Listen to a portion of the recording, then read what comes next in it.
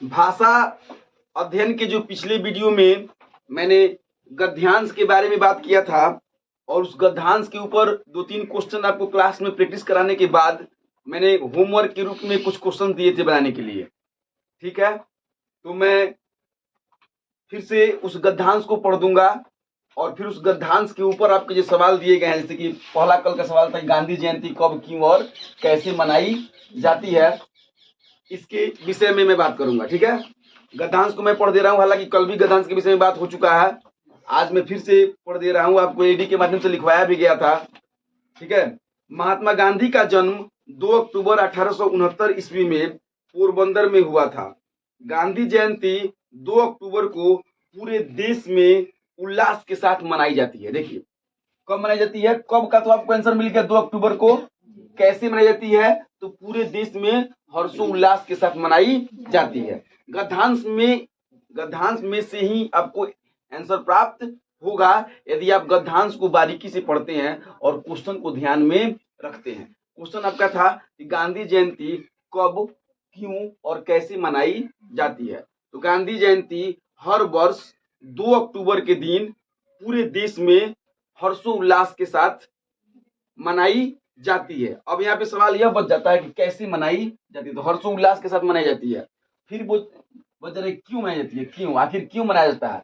अभी क्यों का आंसर आपको नहीं मिला है। कैसे मनाई जाती है, तो हर्षोल्लास के साथ कब मनाई जाती है, 2 अक्टूबर को। ठीक है, अब क्यों मनाई जाती है इसके विषय में बात, मतलब आप देखेंगे गद्यांश में क्यों का आंसर इसमें है या हमें अपने से बनाना होगा।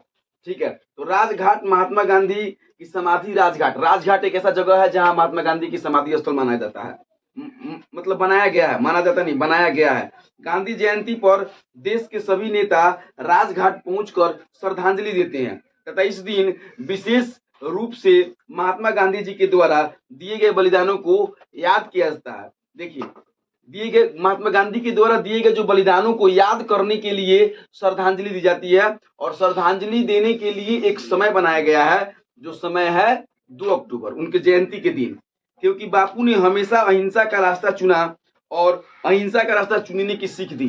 उन्होंने खुद अहिंसा का रास्ता चुना और अहिंसा के रास्ते पे चलने के लिए सबको कहा। ठीक है, गांधी जी का कहना था कि मेरा धर्म सत्य और अहिंसा पर आधारित है, सत्य मेरा भगवान है और अहिंसा उसे पाने का साधन।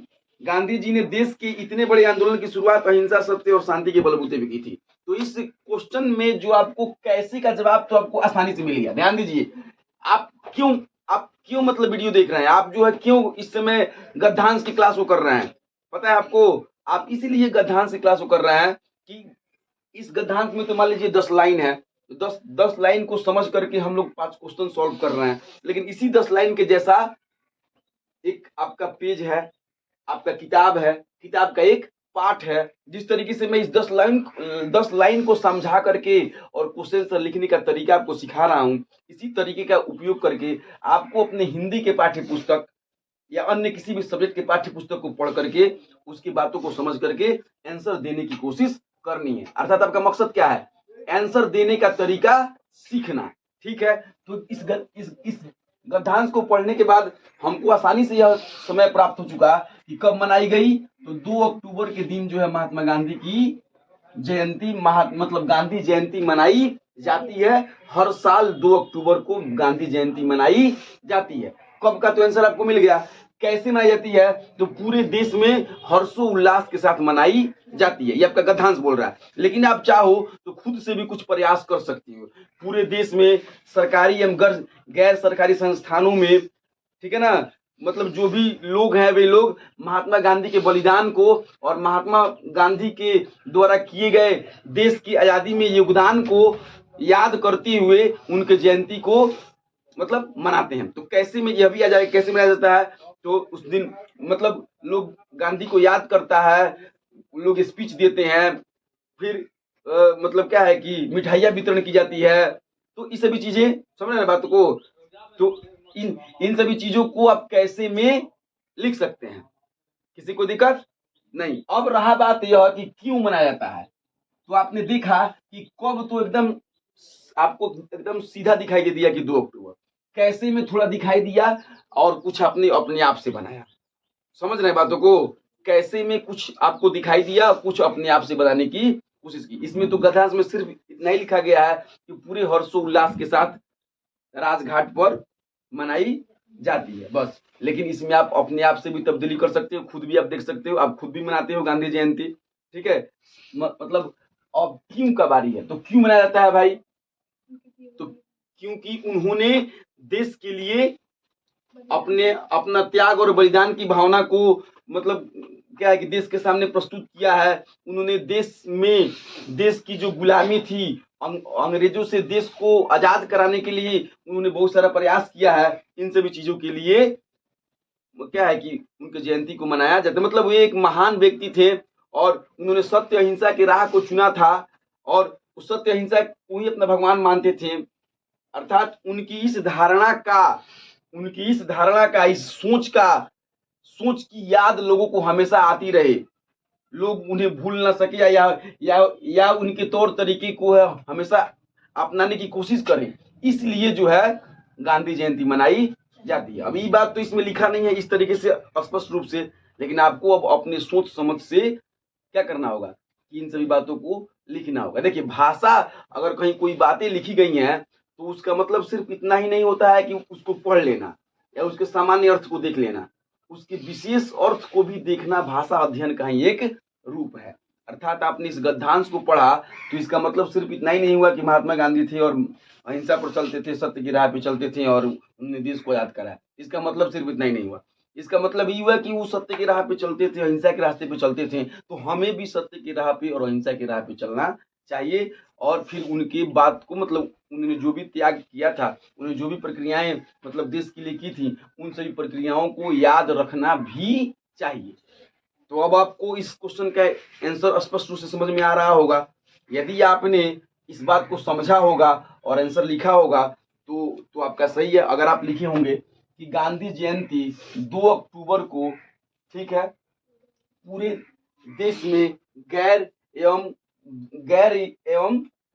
सरकारी संस्थानों में गैर सरकारी संस्थानों में गैर सरकारी के मतलब हो गया प्राइवेट रूप से जो मतलब संस्थानें चलती हैं, तो गैर एवं सरकारी संस्थानों में पूरी धूमधाम के साथ हर्षोल्लास के साथ मनाई जाती है इस दिन, ठीक है। गांधी जी के त्याग एवं बलिदानों को याद किया जाता है और इस वक्त पर बड़े बड़े समारोह भी होते हैं, ठीक है।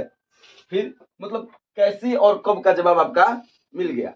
अब जब क्यों की बारी आए तो पैराग्राफ चेंज कर दीजिए और तब लिखिए क्योंकि महात्मा गांधी जो है हमारे देश के राष्ट्रपिता के नाम से संबोधित किए गए हैं और फिर उनका योगदान जो है इस देश की आजादी में बहुत ज्यादा है और उनके त्याग और बलिदान की भावनाओं को याद रखने के लिए और उन भावनाओं को अपने आप में अपने व्यक्तिगत जीवन में क्या है कि मतलब सुचारू रूप से लाने के लिए मुझे मतलब हम लोगों को सीख मिलती रहे, इसलिए गांधी जी के जन्मदिन को गांधी जयंती के रूप में मनाया जाता है।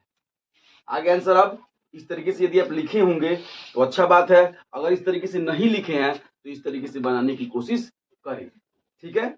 अगर आप नहीं लिखे होंगे तो फिर से बना करके अपना देख लीजिएगा, फिर से हमको चेक करा दीजिएगा क्लास में, ठीक है। लेकिन ऐसे ही अगर आप मतलब ऐसे ही आपको इसका आंसर लिखना पड़ेगा, फिर से दोहराना पड़ेगा, हो जाएगा। आप वीडियो को रोकते हुए फिर से दोबारा मेरी बातों को सुनिएगा तो आपको इसमें से आंसर मिल जाएगा। इसमें तो मैंने इतना बात बोला है, कम से कम मैंने मतलब लगभग मतलब 20 से 25 लाइन हो जाएगा जितना मैंने बोला है, उसमें से आप 10 लाइन भी लिख लेते हो तो आपका आंसर पूरा हो जाएगा। किसी को दिक्कत? चलिए सब ठीक है ना, मतलब समझ में आ रहा बात? चलिए तो अगला क्वेश्चन क्या था?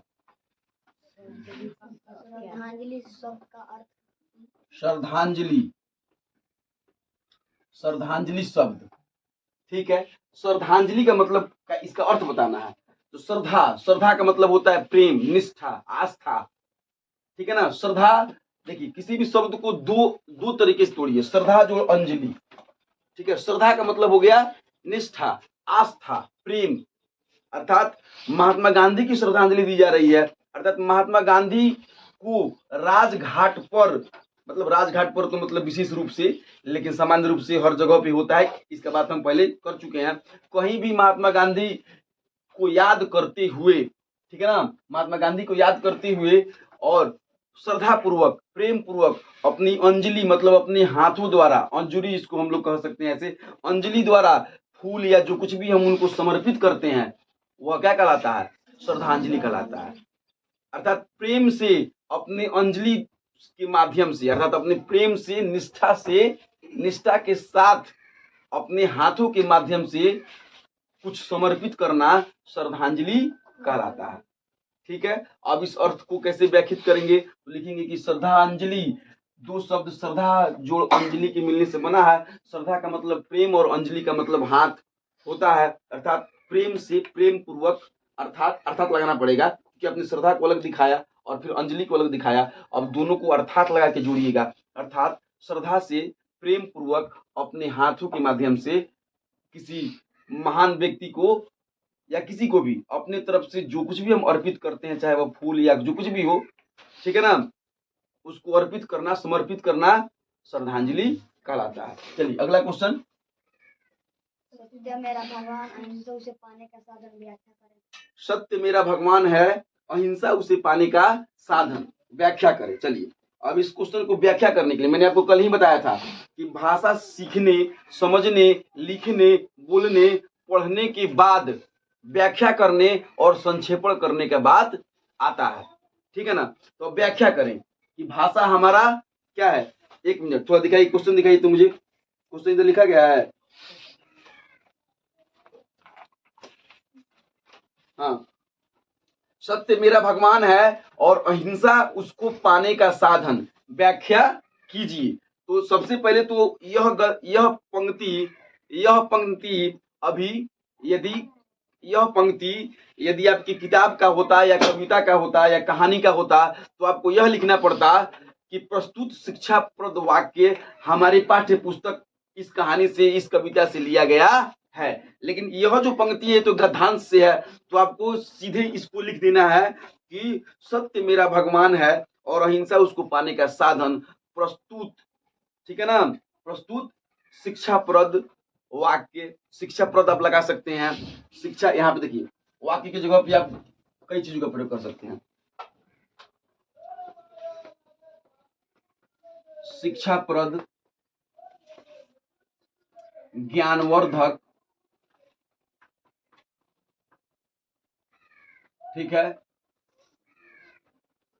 शिक्षाप्रद या ज्ञानवर्धक लगा सकते हैं। महत्वपूर्ण, बहु, मतलब कोई भी जो इस वाक्य को, क्या, कोई ऐसा शब्द जो इस वाक्य के स्टैंडर्ड को बढ़ा दे, ठीक है। जैसे कि शिक्षाप्रद और ज्ञानवर्धक, शिक्षाप्रद भी लगा सकते हो, ज्ञानवर्धक, यही दो शब्दों का आप इस्तेमाल करें कि प्रस्तुत शिक्षाप्रद वाक्य, ठीक है ना, हमें महात्मा गांधी द्वारा कही गई है। महात्मा गांधी इसमें प्रमुख व्यक्ति है, वही बोल रहे हैं। प्रस्तुत शिक्षाप्रद या ज्ञानवर्धक वाक्य महात्मा गांधी के द्वारा दिया गया है, जिसके माध्यम से महात्मा गांधी हमें यह सिखाना चाहते हैं कि, और वो अपना व्यक्तिगत भावनाओं को बताना चाहते हैं। इस शिक्षाप्रद वाक्यांश से या इस शिक्षाप्रद वाक्य से, वाक्यांश कहिए या वाक्य कहिए, से महात्मा गांधी हमें यह बताना चाहते हैं कि उनकी व्यक्तिगत भावना सत्य के प्रति और धर्म के प्रति क्या है। तो उन्होंने बताया है, उन्होंने अपनी भावनाओं को बताने का प्रयास किया है कि सत्य उनका भगवान है और अहिंसा सत्य के माध्यम से ही प्राप्त हो सकती है। अर्थात जिस व्यक्ति में, अर्थात देखिए, अर्थात एक ऐसा शब्द है जो हिंदी के साहित्य के लिए अत्यंत आवश्यक शब्द है, और इसका हर आंसर में लगभग आ जाना ही होता है, क्योंकि अर्थात के माध्यम से आप शब्दों को क्या करते हो, वाक्यों को जोड़ते हो और बात को समझाने का प्रयास करते हो। तो अर्थात यहाँ पर, अर्थात सत्य जहां होगा धर्म वहां क्या है कि निश्चित रूप से आ जाएगा। अगर सत्य बोलिएगा तो धर्म जरूर आएगा। वैसे भी बहुत सारा श्लोक भी है जिसमें लिखा गया है, सत्येन रक्षते धर्मो विद्या योगेन रक्षते, अर्थात सत्येन रक्षते धर्मो विद्या योगेन रक्षते, मिर्जाया रक्षते रूपम कुलम वृत्तिं रक्षते। इस श्लोक का यदि हम अर्थ समझे तो यहाँ आ जाएगा सत्येन रक्षते धर्मो, अर्थात सत्य की रक्षा किससे होती है, धर्म से होती है। भर्तृहरि जी का लिखा गया यह वाक्य है, जो महर्षि थे। तो सत्य की रक्षा धर्म से होती है, महर्षि भर्तृहरि जी भी बोलते हैं। और यहाँ महात्मा गांधी जी भी बोल रहा है कि सत्य सत्य क्या है, कि सत्य मेरा भगवान है और अहिंसा उसे पाने का साधन। और ये सब क्या है कि धर्म के रूप में है, और सत्य ही मेरा धर्म है, ऐसा बोल रहे हैं। तो अब इसकी जब व्याख्या करने की बारी आएगी तो व्याख्या तो लंबा चौड़ा करना पड़ेगा। आप जितना कर सकती हो उतना व्याख्या कर सकती हो। कोई इसका व्याख्या जो है 5 पन्ने में कर देगा, कोई इसकी मतलब जिसके पास जितनी साहित्य है उसके हिसाब से अपनी व्याख्या कर लेगा। ठीक है, तो अब आप सामान्य तरीके से लिख सकते हो कि सत्य मेरा भगवान है, अहिंसा उसे पाने का साधन। प्रस्तुत ज्ञानवर्धक श्लोक महात्मा गांधी जी द्वारा अपनी अपनी व्यक्तिगत भावनाओं को व्यक्त करने के लिए कहा गया है। आप पैराग्राफ चेंज करके लिखोगे कि इस कथन के माध्यम से गांधी जी हमें यह बताना चाहते हैं कि सत्य ही उनका भगवान है और अहिंसा से ही सत्य को पाया जा सकता है। अर्थात देखिए आगे ना, अर्थात सत्य अगर भगवान है तो उसको अहिंसा से ही प्राप्त किया जा सकता है। यदि आप सत्य को भगवान मानते हैं तो हिंसा करके आप भगवान को प्राप्त नहीं कर सकते। और जो व्यक्ति सत्य को भगवान मानता है और उसके माध्यम से अहिंसा के माध्यम से ही उसको प्राप्त करने की कोशिश करता है, वही उसका सबसे उच्चतम धर्म है। ठीक है, इस तरीके से अब इस तरीके से व्याख्या कर दीजिएगा तो आपको जरूर, यदि 5 नंबर के सवाल होंगे तो 5 नंबर आंसर जरूर मिल जाएगा। जो एग्जामिनर है वह यह सोचेगा कि काश इसमें 6 नंबर का होता, क्योंकि बच्चा 6 नंबर के लायक लिखा है। अगर आप ऐसे आंसर लिखते हैं तो आज के बाद आपको जब कभी भी व्याख्या करने के लिए मिले तो आप इसी तरीके से व्याख्या करने की कोशिश कीजिएगा। कोई भी कथन जब व्याख्या करने के लिए मिले तो उसके ऊपर सोचिए, समझिए और तब उसको व्याख्या कीजिए। और ध्यान रखिए, एक बार में अगर आप आंसर लिखते हैं तो आप सही आंसर नहीं लिख पाते हैं। ठीक है ना, जो मास्टर मतलब जो जिसमें मास्टर क्वालिटी होती है वे लोग एक बार में कोई काम कर लेंगे। जैसे कि मैं अगर इस कथन की व्याख्या अगर पहली बार करूंगा तो मुझसे नहीं हो पाएगा सही तरीके से। मैं कई वर्षों से पढ़ा रहा हूं, तो इसीलिए मुझे जो है इसकी प्रैक्टिस हो चुकी है कि मैं मतलब मुझे किस क्वेश्चन को किस तरीके से बोलना और कहाँ कैसे समझाना है। मैं चाहूँ कि अचानक पहली बार मैं ऐसे बोल लूँ तो नहीं होता है। बार बार आपको प्रयास करना पड़ेगा, बार बार आपको मेहनत करने पड़ेंगे। एक बार में कोई काम सही नहीं होता है। जब आप प्रैक्टिस हो जाएगा, आपको जब आप कर लीजिएगा, जब आपको अनुभव प्राप्त हो जाएगा, आपको जब एक्सपीरियंस मिल जाएगा, ऐसे ऐसे लगभग 50 कथनों की व्याख्या आप कर लीजिएगा, तब उसके बाद से 51वीं बार कहीं ऐसा हो सकता है कि आप एक बार में क्या कर लें कि मतलब व्याख्या कर लें या लिख लें आंसर, लेकिन पहली, दूसरी, चौथी, 5वीं बार तो नहीं होगा। इसलिए आप एक बार घर से लिख के कल लाए हैं, फिर आज जाकर के मेरे बताए गए प्रयासों के आधार पर लिखिएगा, तो मुझे आशा है कि आपको व्याख्या करने का ढंग जरूर आ जाएगा। चलिए इसी के साथ अगला क्वेश्चन बोलिए, मतलब पूछिए।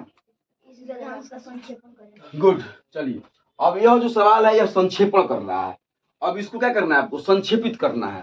तो संक्षेपण करने का एक नियम होता है जिसको मैं छोटा सा अंश, हालांकि संक्षेपण जो है 12th क्लास का एक टॉपिक है व्याकरण का, लेकिन छोटे से स्तर पर मैं आपको सिखाने का प्रयास कर रहा हूँ संक्षेप में विवरण करने का। संक्षेप का मतलब होता है कि बड़े अंश को छोटा कर देना। तो यह गद्यांश तो खुद, गद्यांश का मतलब समझते हैं, गध जोड़ अंश। गध मतलब कहानी का एक अंश है। महात्मा गांधी की जीवनी इतना ही थोड़े है जितना आपको मैंने बताया है, जितना आपको गद्यांश में लिखवाया है। महात्मा गांधी की जीवनी के ऊपर तो किताब लिखी जा सकती है और लिखी भी गई है, लेकिन ये तो गद्यांश तो खुद जो है क्या है कि कहानी का छोटा अंश है। समझ गए ना बातों को, गद्यांश मतलब गध जोड़ अंश। समझ में आ रहा है बात? तो समझ में आ रहा है तो जी बोला कीजिए।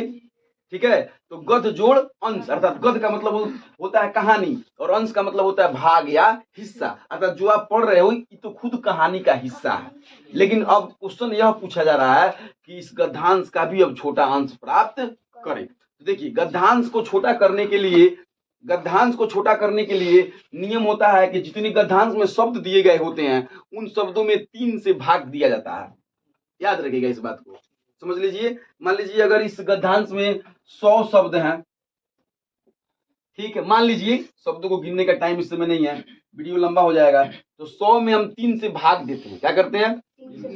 तो लगभग 33 आ जाएगा ना, 33.3 लगभग। मान लीजिए 35 शब्द, 1-2 शब्द इधर उधर चलता है, गणित नहीं है, ये साहित्य का क्लास है, इसमें चलता है इस मतलब 35 शब्द। अर्थात आपको 35 शब्दों में इस गद्यांश को संक्षेपित करना है। ठीक है, अब फिर से हम गद्यांश पे आते हैं और आपको संक्षेप करने का जो तरीका सिखाते हैं। देखिए संक्षेपण जो है यह व्याकरण का सबसे अंतिम चैप्टर माना जाता है, क्योंकि इसको सबसे अंतिम में, साहित्य की दुनिया में सबसे अंतिम में संक्षेपण, क्योंकि कविताओं को कोई नहीं लिख सकता। कविताओं को वही लोग लिख सकते हैं जो अच्छे से क्या करते हैं, कविताओं को वही लोग लिख सकते हैं जिन लोग का साहित्य मजबूत हो। कविता सब कोई नहीं लिख पाएगा, हम और आप कविता नहीं लिख सकते हैं क्योंकि हम लोग का साहित्य उतना मजबूत नहीं है। लेकिन जो उस तरीके से मतलब जानकार है, अगर हम लोग इसी में लग जाएं, अब से आप यदि लग जाते हो या हम लग जाते हैं, अगर इसी में कविता लिखने की, कविता ही लिखेंगे हम लोग, साहित्य की दुनिया में और भी अच्छा कार्य मतलब करने की कोशिश करेंगे, तो हम लोग भी कविता लिख सकते हैं। छोटे छोटे बच्चे भी कविता, नन्ही नन्ही प्यारी प्यारी कविताएं लिख सकते हैं। वो चंपक उम्पक का बुक आता है, उसमें बच्चे भी 5th क्लास के 6th क्लास के उसमें कविता डाले होते हैं, है कि नहीं है, देखे होंगे आप लोग शायद। तो कविता लिखा जा सकता है, लेकिन उस वहां तक सोचना पड़ेगा। ठीक है, तो महात्मा गांधी का जन्म 2 अक्टूबर 1869 में पोरबंदर में हुआ था। महात्मा गांधी जयंती 2 अक्टूबर को पूरे देश में हर्षोल्लास के साथ मनाई जाती है। राजघाट महात्मा गांधी का समाधि घाट, मतलब इसमें जो बातें हैं अब इसको छोटा करने की कोशिश की जाएगी। ऐसा करना है कि महात्मा गांधी, मतलब ऐसे लिखेंगे इसको कि महात्मा गांधी का जन्म 2 अक्टूबर 1869, मतलब 2 अक्टूबर 1869 में पोरबंदर में हुआ था। इसमें तो शॉर्ट नहीं हो सकता है। फिर गांधी जयंती राजघाट पर, अब यहां हो सकता है, देखिए गांधी जयंती 2 अक्टूबर को पूरे उल्लास के साथ राजघाट पर मनाई जाती है। तो अब आप लिख सकते हैं कि गांधी जयंती हर वर्ष 2 अक्टूबर को राजघाट पर पूरे नेताओं द्वारा, मतलब देश के सभी नेताओं द्वारा श्रद्धांजलि देते हुए, उनके बलिदानों और उनके मतलब अहिंसा के रास्तों को समझते हुए, सत्य ही उनका भगवान है, उनका धर्म है, इस बात को सभी को समझाते हुए मनाई जाती है। बस समझ रहे बातों को, मतलब एक लाइन तो उनका जन्म जो है 2 अक्टूबर 1869 को हुआ था, ये तो आपको लिखना पड़ेगा। इसके बाद महात्मा गांधी के जन्मदिन को, या गांधी मतलब शॉर्ट करना है तो ये बात मत लिखिए गांधी जयंती हर वर्ष 2 अक्टूबर को राजघाट और अन्य देश के हर मतलब देश के हर कोने में या हर जगह पर, ठीक है, उनके बलिदानों, उनके त्याग, उनके सत्य और अहिंसा रूपी धर्म को याद करते हुए और लोगों में उसकी सीख देते हुए मनाई जाती है, क्योंकि उन्होंने सत्य और अहिंसा के बलबूते पर ही क्या कि इतने बड़े देश को आजाद कराने की कोशिश की। मतलब थोड़ा सा शॉर्ट हो सकता है, जब इसको लिखा जाएगा तो और शॉर्ट हो सकता है। मैं आपको रास्ता बता रहा हूँ, आप इस रास्ते पे चल के इसे शॉर्ट कर सकते हैं, हो जाएगा, कोई दिक्कत नहीं है। मतलब ये तो शॉर्ट हो गया, ये तो सीधे। अब यहाँ से जो है मैं दूसरी लाइन से जब शुरू कर रहा हूँ तो ये तो मतलब एकदम शॉर्ट हो जा रहा है। आपको समझ में आ रहा है बात? सबको बात समझ में आ रही है? संक्षेप कैसे हो रहा है? गुड, तो आप कर सकते हैं ना ऐसे। चलिए, तो इसी के साथ आज के जो 4 और क्वेश्चन थे, तो 4 क्वेश्चन आज वाले और कल परसों के भी जो क्वेश्चन थे, कौन कौन सा क्वेश्चन था? पहला क्वेश्चन क्या था? क्वेश्चन का भी लिस्ट है आपके पास? चलिए, तो मैंने सबसे पहले आपसे पूछा था कि महात्मा गांधी का जन्म कब हुआ, तो कोई भी इसमें बता सकता है गद्यांश को पढ़ करके 2 अक्टूबर 1869 को हुआ, आप लोगों ने भी बताया था। ठीक है, फिर इस गद्यांश से क्या सीख मिली, तो इसके विषय में परसों बात हुआ था। फिर इस महात्मा गांधी के जीवन में सत्य और अहिंसा का क्या महत्व रहा, तो महत्व देखिए सब क्वेश्चन में। देखिए सबसे पहला जो क्वेश्चन था उसमें क्या था, उसका मतलब उनका जन्म कहाँ हुआ था, कहाँ, ठीक है, कब, मतलब कैसे नहीं, जन्म में कब कैसे नहीं आएगा, कहाँ और कब। अर्थात कहीं भी अगर किसी भी व्यक्ति की जीवनी पढ़ते हैं आप, तो वहां उनका जन्म कब हुआ था, कहाँ हुआ था, फिर उसके बाद उनके माता पिता कौन थे, इन सभी बातों पे ध्यान देना होता है। टाइप नंबर 1 क्वेश्चन का टाइप नंबर 1 हो गया, जीवनी में उस व्यक्ति के जीवन, उस व्यक्ति के जन्म के विषय में यह बात हो गया कि कहाँ हुआ था, कब हुआ था, कौन उनके माता पिता थे, फिर उन्होंने क्या क्या किया, उन्होंने क्या क्या किया, क्या क्या किया नामक जो चीजें, मतलब उन्होंने अपने जीवन में क्या क्या किया, यह कहलाता है उपलब्धि। याद रखिएगा, जो इस मतलब गद्यांश में मैंने उपलब्धि की चर्चा नहीं की, थोड़ा मिस हो गया। इसकी उपलब्धि के ऊपर भी एक सवाल बनाना चाहिए था, तो कोई दिक्कत नहीं, अभी इसके बारे में बात हो जाएगी। उपलब्धि, उन्होंने क्या क्या किया देश के लिए, उसे उनकी उपलब्धि कहा जाएगा।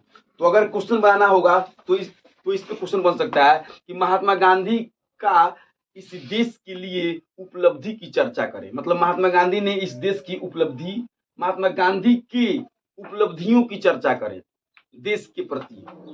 समझ रहे ना, क्वेश्चन इस टाइप के बन सकते हैं कि महात्मा गांधी के उपलब्धियों की चर्चा देश के प्रति करें, या देश के प्रति महात्मा गांधी की क्या उपलब्धि थी। तो उन्होंने जो कुछ भी यह कार्य किया था, सत्य अहिंसा का रास्ता चुना था, देश को आजाद कराने की कोशिश की थी, या मतलब देश को आजाद कराया था, आंदोलन किए थे, वो सब किस में आ जाएगा, उपलब्धि में आ जाएगा। समझ रहे बात। तो टाइप 1 हो गया, टाइप 2 हो गया, टाइप 3 में आ गया कि उनका महत्व क्या था, देश के लिए उनका क्या महत्व था। तो बहुत महत्वपूर्ण मतलब व्यक्ति थे देश के लिए, क्योंकि वो देश के लिए कार्य कर रहे थे तो महत्वपूर्ण थे। ठीक है, हम आपको पढ़ा रहे हैं तो हम इस संस्था के लिए महत्वपूर्ण है, आप यहाँ पढ़ रहे हैं तो आप पढ़ने के लिए महत्वपूर्ण है। यदि आप पढ़ने नहीं पहुंचते हैं तो पढ़ाई तब भी नहीं हो पाएगी, और यदि मैं पढ़ाने नहीं पहुंचता हूँ, पढ़ाई तभी नहीं हो पाएगी। ये किताब कॉपी ना हो, ये संसाधन ना हो, तभी पढ़ाई नहीं हो पाएगी। ये सब अपने अपने आप में महत्व रखते हैं। तो कोई भी टॉपिक हो, कोई भी पाठ हो, महत्व सब में क्या होती है, रहती है। महत्व सब में रहती है, चाहे वह समाज, मतलब कोई भी सब्जेक्ट हो, महत्व सबका होता है, और उन सब महत्वों को लिखा जाता है। महत्व में जो है गुण की चर्चा होती है, अवगुण की चर्चा महत्व में नहीं आती है। महत्व में सिर्फ गुण की चर्चा की जाती है, अवगुण की चर्चा दोष में आती है। किस में आती है, दोष। तो दोष भी कहीं कहीं पूछ लिया जाता है। लेकिन देखिए, हम लोग का मकसद यहाँ पे यह है कि सवाल किस टाइप के बनते हैं और हमें जवाब किस टाइप के देने होते हैं। इसीलिए मैंने भाषा अध्ययन के लिए वीडियो बनाने शुरू किए हैं। ठीक है, और मुझे आशा है कि 4-5 मतलब भाषा अध्ययन के क्लास में यह वीडियो मतलब आपका मकसद पूरा हो जाएगा। तीसरा महत्व हो गया। चौथा आपका सीख। आप कुछ भी पढ़ते हो तो उससे क्या सीखते हो, सीख हो गया, जिसके विषय पे हम लोग चर्चा कर चुके हैं। फिर 5वां हो गया व्याख्या। ठीक है, 6ठा हो गया संक्षेपण। ठीक है, अब इसमें अगर मतलब ये तो जूनी टाइप की बातें हैं, तो इसमें कब, कहाँ, महात्मा गांधी का जन्म कहाँ, कैसे, कब हुआ, कहाँ हुआ, उनके माता पिता कौन थे। ठीक है, फिर उन्होंने देश के लिए क्या क्या किया, इसकी उपलब्धि, उनका महत्व क्या था, उन्होंने जो अपना रास्ता अपनाया उसका महत्व उनके जीवन में क्या था, सत्य और धर्म को उन्होंने अपनाया तो उसका महत्व उनके जीवन में क्या था। फिर उनसे और उनके कार्यों से हमें क्या सीख मिलती है, या उस गद्यांश से हमें क्या सीख मिलती है। फिर उस गद्यांश में कोई पॉइंट दे करके उसकी व्याख्या करना, फिर उसका संक्षेपण करना। अगर इसकी जगह पे कोई कहानी वाली बातें होंगी तो कहानी वाली बातों में अंदर से भी कुछ कार्य हो सकता है। जैसे कि इसमें इस गद्यांश में एक और सवाल बन सकता था, गद्यांश में आपका, गद्यांश में ऐसे भी बन सकता है सवाल कि महात्मा गांधी जी द्वारा दिए गए बलिदान को याद किया जाता है। मतलब राजघाट पर श्रद्धांजलि देते समय क्या किया जाता है, तो उनके बलिदानों को याद किया जाता है। मतलब ऐसे छोटे छोटे क्वेश्चन का जवाब तो आप ऐसे भी दे सकते हो। तो मुझे आशा है कि कल और आज की भाषा अध्ययन के फर्स्ट और भाषा अध्ययन के सेकंड के मतलब वीडियो में आपने इस गद्यांश के ऊपर बहुत कुछ सीखने की कोशिश किया होगा और सीखे भी होंगे। मेरी स्पीड थोड़ा सा तेज है, इसलिए आप YouTube के चैनल पे जा करके स्पीड में जा करके मेरी स्पीड मतलब स्लो करके देखिएगा, क्योंकि मुझे जल्दी जल्दी बोलने की आदत है। वैसे भी जल्दी जल्दी बोलना इसलिए पड़ता है क्योंकि वीडियो ज़्यादा लंबा हो जाता है, तो क्या होता है कि मतलब वीडियो देखने में टाइम लगता है, इसलिए आप स्पीड को स्लो करके देखिएगा। जो लोग जितना मतलब मेंटेन कर सकता है, अगर इतने आवाज में भी यदि आप बातों को समझ लेते हैं तो अच्छी बात है, अगर नहीं समझ पाते हैं तो वीडियो को स्लो करके जरूर देखिएगा और इसका उपयोग करने की कोशिश कीजिएगा। और अगले भाषा अध्ययन के मतलब क्लास में मैं एक और गद्यांश लेकर के आपके सामने प्रस्तुत होऊंगा और उस गद्यांश को आपके सामने प्रस्तुत करके तब उसके ऊपर सवाल जवाब की जाएगी। ठीक है, तो मुझे आशा है कि आप अगले वीडियो को जरूर देखिएगा और इस वीडियो को भी देख करके आपने बहुत कुछ सीखा होगा और इसका प्रयोग आप अपने साहित्य की किताबों में ला सकते हैं।